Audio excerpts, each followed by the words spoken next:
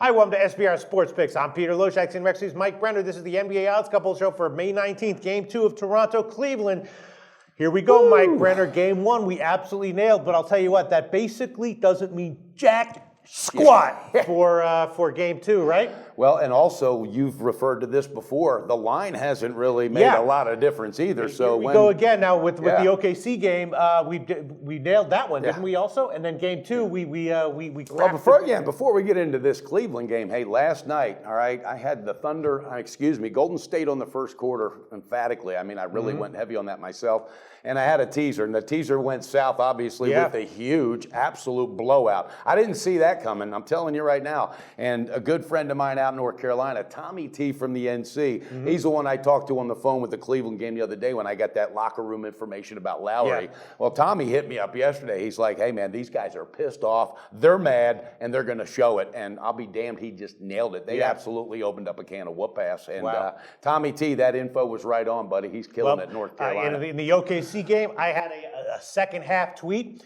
Huge loser. OKC +3 was my tweet. And you would have thought the pattern, the trend that would have stayed right in with the line. The problem was I looked at the game and I was like, all right, the numbers that I crunched to do second half plays this is like a standard play for me. OKC +3 would be the play here. The playoffs obviously is a different situation. Well, that's what you said in the Periscope. With the playoffs, obviously, just like Cleveland the other night, you know, it is a different scenario. These guys don't care about burying people. There's no, no love lost here if you bury somebody by 30. So take the opportunity. Yeah. But so I had to give it because of the. Well, I didn't have to, but I decided, all right, I'm just going to go with what the numbers say. I'm going to give the pick. Turned out to be just a horrible pick. Yeah.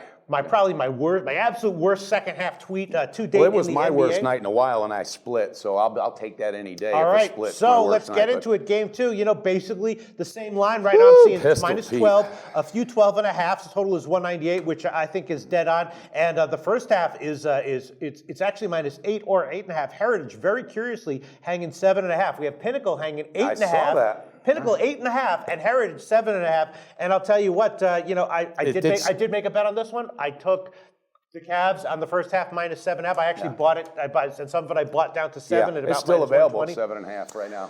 So, well, Pete, all I can say is, did something happen as far as did Toronto get somebody back from injury? No. All right. What has happened where the lines haven't adjusted? Yeah. All right. And again, this is one I just have to look at this at a whole different angle. All right. And that's what's the beauty of handicapping. All right. I'm getting into the locker room quotes, and LeBron James said, "Hey, we're not even thinking about how good we did in Game 1. All right, we have a mission. All right, winning 9 games doesn't impress us. That's not our mission. I'm the leader of this team. This is verbatim, and I told these guys how important this is. So the next game, this was yesterday. He said, we're just going to turn it on. We're going to crank it up. I'm telling you right now, this team is coming out firing on all cylinders again, and there's no reason they shouldn't cover. Toronto does not have the manpower. Okay, Kyle Lowry shot himself in the foot, and again, Tommy T from the North Carolina. Him and I talked about that one. And not only did he shoot himself in the foot, he goes out and throws up a blank. 0 for 7 from 3 land. 4 for 14, didn't do shit. I don't see, Pistol Pete, anything changing today. Is there anything you had? Look, I mean, for Game 1, I said, all right, there's 3 issues. I said, Toronto's fatigue. Are they going to be able to rebound with Cleveland, and are they going to be able to hold them down from 3? And as far as are they going to be able to rebound with Cleveland? No. The answer is no. It was 45-23. Okay. They got out-rebounded two times. Yeah. Cleveland got double the rebounds of Toronto. Exactly. Now check. Absolutely dominated on the board. Now, is that going to change? I don't think that's going to change at all. And check this out, because you look at something different from 2 games for Cleveland, okay? One game they set a record for threes, and then they hit 19 threes. Well, their first game against Toronto, they only hit 9. Right. Guess what they did, though? I mean, they were taking that ball to the hoop like it was nobody's business. That was because of Toronto's defensive game plan, which is put them in the paint. Exactly. Right. So now they're going, well, which way? You better pick your poison, because guess what? They will hit you from one side or another. So I see it offensively, exactly like you said. Offensively, they're going to have to pick their poison. Rebounding, I think they're going to lose the battle again. Are they going to be out-rebounded 2-1? That Bismarck Biyombo, whatever his name is, no, he's got potential, Pistol Pete. This guy should be a beast, all right? But I saw him get frustrated. They found out how to get into his head. And I got news for you. LeBron James got in Lowry's head very, very easily, and he did it tactfully, and they're not going to rebound from this. Right. This team is absolutely out of its league in this game. Pistol Pete, I am absolutely pulling the trigger, and I feel very confident about it. Let's hear your picks, Mike Brenner. First quarter is -4.5. Yep, 4.5. You know what I like tonight? I like them coming out saying, let's bury them early, okay? They're going to cover that. I got the first half at 7.5. Yep. And I got the game at 12. Okay. And I got the game at 12. Now check this out. I'm doing this. I'm not stretching. I'm not reaching. All right, I'm going with this again. I'm going with the third quarter, which cashed for me the other day. Yeah. It's -3. Okay. Here's my thinking. Right. Here's my thinking. Again, they want to come out. They want to make sure that Toronto gets no gain of any kind of momentum, so they pour it on again early, and then they start slowly, like they did last game. Did you notice how they very tactfully pulled out the starters and gave them the rest? Yeah. Why?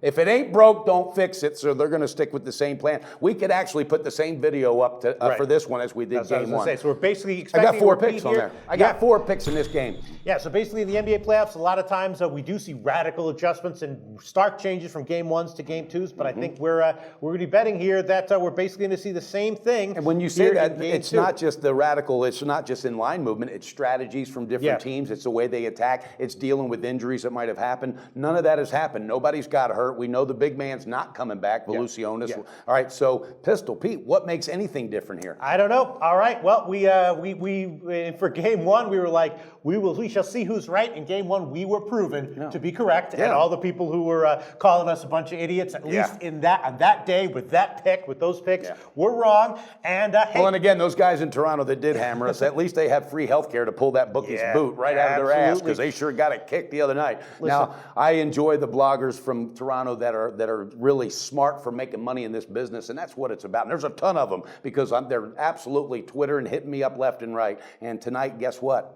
They think the same damn thing. I talked to 3 people last night from Pistol Pete.